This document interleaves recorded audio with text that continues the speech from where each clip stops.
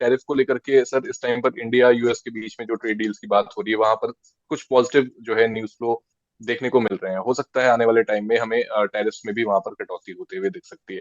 लेकिन इसके साथ ही सर दूसरा जो एक न्यूज फ्लो आ रहा है वो चाइना की तरफ से भी आ रहा है। चाइना पर भी जो 100% जो टैरिफ लगाया गया उस पर भी बातचीत हो रही है। और अब जो लेटेस्ट जो यहाँ पर न्यूज है वो यही है कि 100% टैरिफ तो अब बिल्कुल ही टेबल से हटा दिया गया है, उसके ऊपर कोई बातचीत नहीं। और यहाँ से हो सकता है कि चाइना को भी एक थोड़ा एडवांटेज मिले, उनकी तरफ से भी टैरिफ को कम किया जाए यूएस की तरफ से। ऐसे में जो चाइना प्लस वन की जो स्ट्रैटेजी थी सर, क्या हम उसमें अभी थोड़ा सा लेट हो रहे हैं? हमने इस पर शायद पहले भी बात करी थी।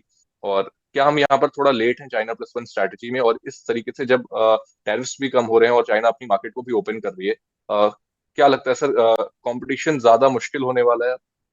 नहीं, देखिए, मैं नहीं मानता हूं कि हम चीन के साथ कॉम्पीट करते हैं, क्योंकि चीन का हम्म। इकोनॉमी का ऑफ 19 कोर्स। हम्म। ट्रिलियन है, हम 4 ट्रिलियन में हैं। बिल्कुल उनका बिल्कुल। एक्सपोर्ट टू अमेरिका चार हम्म। सौ बिलियन डॉलर है, हमारा हम्म। ट्रेड सरप्लस हमारा 48-50 बिलियन डॉलर है। तो हम्म। और एक्सपोर्ट्स करीबन 90 बिलियन डॉलर की है। तो हम्म। देखिए, चाइना प्लस वन की जो स्ट्रैटेजी थी, उसके हम्म। जो थॉट प्रोसेस और रीजंस थे वो थे कि एक का चाइना का श्रिंकिंग वर्केज का पॉपुलेशन, चाइना की पर कैपिटा इनकम जो हमसे 6 गुना ज्यादा है। हम तीन हम्म। हजार चार चेन नहीं, 4.5 गुना, हम 3,000 के करीब है और वो 13,000 के करीब है, राइट।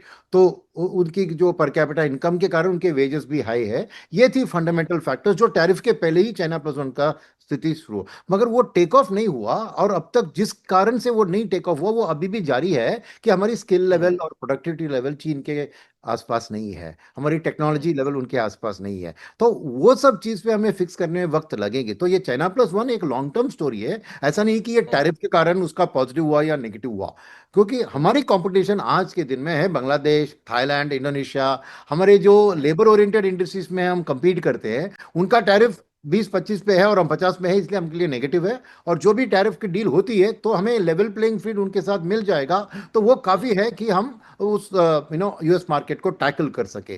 तो आज मेरे मेरे ख्याल में हमारी जो ग्रोथ चाइना से अलग, जो चाइना का हम्म। मैन्युफैक्चरिंग एक्सपोर्ट का जो स्टोरी है, वो वक्त लगेगा हमें अचीव करने में, राइट। तो इट्स जस्ट अ बिल्कुल। Gradual process.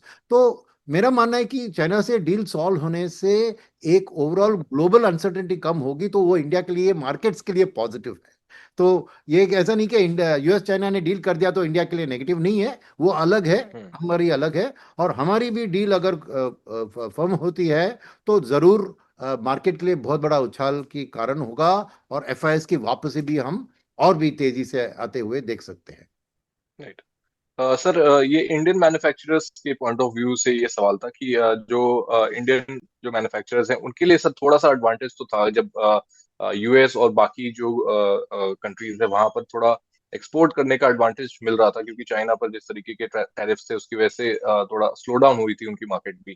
तो इंडियन मैन्युफैक्चरर्स के लिए सर इस टाइम पर आप क्या देख रहे हैं? अगर हम सिर्फ इंडिया की बात करें, कोई कंपटीशन कंपैरिजन नहीं है चाइना से भी, इंडियन मैन्युफैक्चरर्स के लिए आपको क्या लगता है अभी क्या जरूरतें हैं सर? क्यों हम उस स्केल पर काम नहीं कर पा रहे हैं? चाइना प्लस वन स्ट्रैटेजी की बात बहुत टाइम से हो रही है ऑफ कोर्स।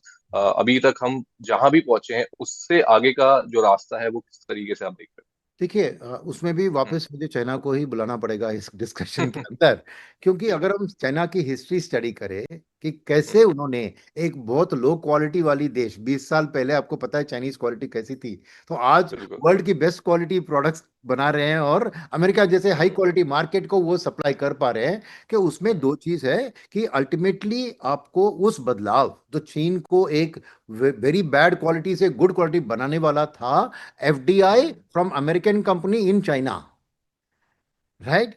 तो राइट। क्योंकि अमेरिकन एमएनसीज ने अपना कारखाना उधर खोला, और धीरे हम्म। धीरे वो एक टेक्नोलॉजी और स्किल का ट्रांसफर हुआ, और चाइनीज कंपनीज ने उसको कॉपी किया और वो अपने बलबूते पे उसको आगे बढ़ा दिए।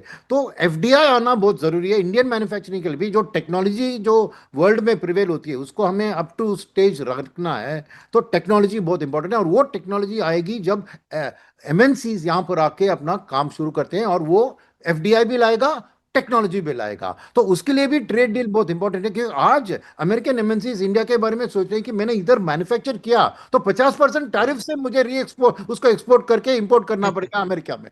तो टैरिफ बिल्कुल। डील को सॉल्व होने के बाद नेक्स्ट स्टेप होगा कि हम्म, पीएलआई स्कीम की तरह हमें बुच हम्म, बड़ा एक एफडीआई को इनवाइट करने वाली, और रियल एफडीआई, देखिए आज प्राइवेट इक्विटी को भी एफडीआई माना जाता है, राइट? वैसी हम्म, चीज है मेरे मेरे मन में। मैन्युफैक्चरिंग वाला एफडीआई जो जो आए और एक ग्राउंड लेवल में हार्डकोर मैन्युफैक्चरिंग को प्रमोट करे, उसके लिए इंसेंटिव्स देके गवर्नमेंट को पोस्ट ट्रेड डील लाना है, ताकि वहां पर एक लोकलाइजेशन का आप एक ट्रेड डाल सकते हो कि 70% आप उधर से ला रहे हो, 30% लोकल मैन्युफैक्चरिंग से खरीदो, तो ग्रेजुअली हमारी क्वालिटी भी, इंडियन मैन्युफैक्चरिंग की क्वालिटी बढ़ेगी, हमारी प्रोडक्टिविटी और राइट। स्किल लेवल बढ़ेगी। तो हम वो चीज में आ सकते हैं कि हमारी made in India quality America को एक्सपोर्ट करने लायक हो। आज वो नहीं है, that's a brutal honest truth, कि हमारी हम एक टेक्सटाइल, एक जेम्स एंड ज्वेलरी, एक लेदर, जहाँ पे हाई लेबर ओरिएंटेड प्रोडक्ट होता है और उसमें हमारी क्वालिटी अच्छी है, no problem about that, because Walmart या जो भी खरीदते हैं हमारे टेक्सटाइल्स को, वो भी क्वालिटी इंश्योर कर लेते हैं by sending their engineers and their buyers. तो high labour oriented low cost production में हम ऑलरेडी अप टू स्टेज है, मगर एक वैल्यू एडेड प्रोडक्शन, जो हायर हम्म, क्वालिटी गुड्स को प्रोड्यूस करना, उसके लिए स्किल लेवल बहुत इंप्रूव करने की जरूरत है, और उसको भी प्रमोट करना है कि हर व्यक्ति जो इंजीनियरिंग पढ़ता है वो आईटी हम्म, में जॉब करके ढूंढता है। उसमें भी बदलाव आने की जरूरत है कि वो सिविल हम्म, इंजीनियर पढ़ता है, सिविल इंजीनियरिंग पढ़ता है, बट आईटी में जाके काम करता है। अरे सिविल इंजीनियर पढ़ा तो सिविल इंजीनियरिंग के काम में जाके जा रहा हूँ। तो वो सब बदलाव भी आने की जरूरत है इंडियन मैन्युफैक्चरिंग के लिए, क्योंकि इंडिया की क्वालिटी ऑफ इंजेक्शन बहुत बेहतरीन है। चाहे वो अब नो जो भी इंजीनियरिंग कॉलेजेस लो, आईआईटीज ये लो, और आईटीआईस जो फिटर प्लम्बर इसी काम करते हैं, क्वालिटी अच्छी है, मगर क्या है कि स्किल लेवल का जो अपग्रेड की जरूरत है इंडियन मैन्युफैक्चरिंग के लिए, मेरे मन में वो सबसे एक इम्पॉर्टेंट चीज है कि आप अपना प्रोडक्टिविटी और अपनी production quality in terms of technology उसको बढ़ाएं। और वो भी इतनी आसान एक स्विच बटन रख के नहीं होगा, फॉरेनर्स की समर्थन चाहिए थ्रू फॉरेन कंपनीज आके यहाँ अपना, जैसे टेस्ला को आने की हम्म, जरूरत है, जैसे कोई सेमीकंडक्टर यहाँ पे आने की जरूरत है, तो फॉरेन का कैपिटल, फॉरेन का टेक्नोलॉजी, ये दोनों आके हमें सपोर्ट करे, तभी हमारी जो एक लोकल क्वालिटी है वो इंप्रूव होगी over a period of time. But that is the only way we can go into that, तो क्यों दो कह रहे हैं ना, चाइना प्लस वन की ग्रोथ में।